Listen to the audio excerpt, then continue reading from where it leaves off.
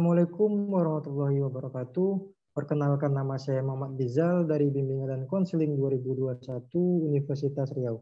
Pada video kali ini saya akan menjawab 4 pertanyaan untuk memenuhi ujian akhir semester saya pada mata kuliah landasan pendidikan yang diampu oleh Ibunda Hajah Dr. Ibunda Hajah Elni Yaakob MSI dan Bapak M. Arli Rusandi.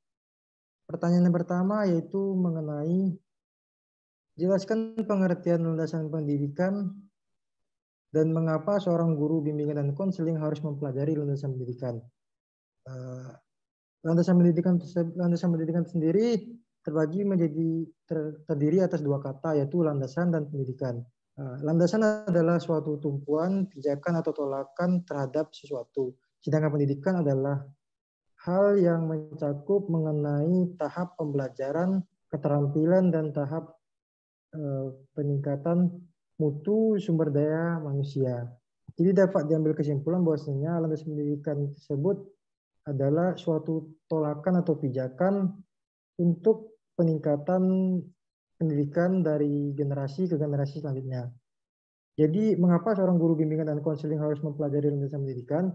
Agar pendidikan yang diterapkan di suatu negara dapat terus meningkat dari tahun ke tahun dengan gambaran dari pendidikan-pendidikan yang di masa lalu. Karena dengan mempelajari landasan pendidikan oleh seorang guru BK, maka kemungkinan untuk meningkatnya sumber daya manusia itu sangat tinggi atau cukup besar. Yang kedua yaitu mengenai jelaskan guna mempelajari landasan sosial budaya dalam bimbingan dan konseling.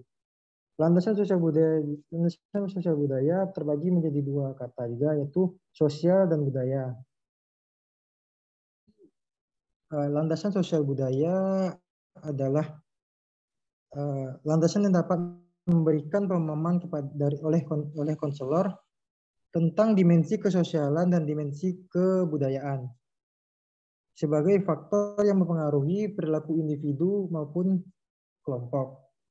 Dengan mempelajari landasan sosial dan budaya, kita dapat memenuhi tuntutan sosial budaya, kita dapat memenuhi tuntutan sosial budaya dan terhindar dari kemungkinan tersingkir dari lingkungan, baik itu lingkungan sosial maupun lingkungan lainnya. Pertanyaan yang ketiga yaitu mengenai jelaskan mengapa pendidikan di suatu negara memerlukan landasan yuridis. Landasan yuridis bukan semata-mata untuk penyelenggaraan pendidikan, namun dapat dijadikan sebagai alat untuk mengatur pendidikan di suatu negara agar tidak terjadi penyimpangan. Kan seperti yang kita ketahui bahwasanya praktek penyelenggaraan pendidikan di Indonesia tidak sedikit ditemukan penyimpangan, baik itu seperti diskriminasi ataupun yang lainnya.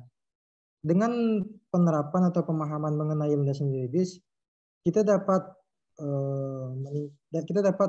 memberikan pendidikan yang baik ke masyarakat.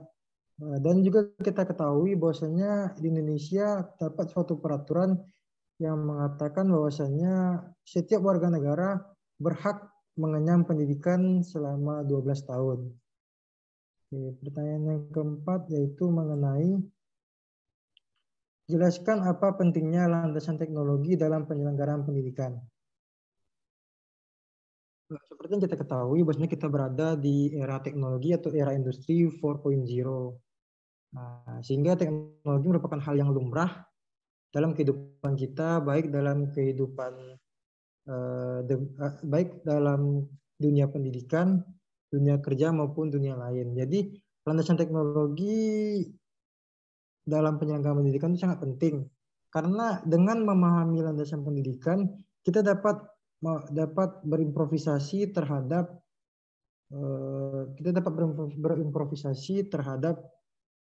peningkatan teknologi atau perkembangan teknologi dan dapat meningkatkan sumber daya manusia yang melimpah dan tidak mengalami tidak mengalami keterpurukan baik dalam memahami teknologi atau menggunakan teknologi tersebut. Sekian video dari saya. Apabila terdapat banyak kesalahan, saya mohon maaf karena saya juga dalam tahap pembelajaran. Terima kasih telah menyaksikan video, meluangkan waktu untuk menyaksikan video saya.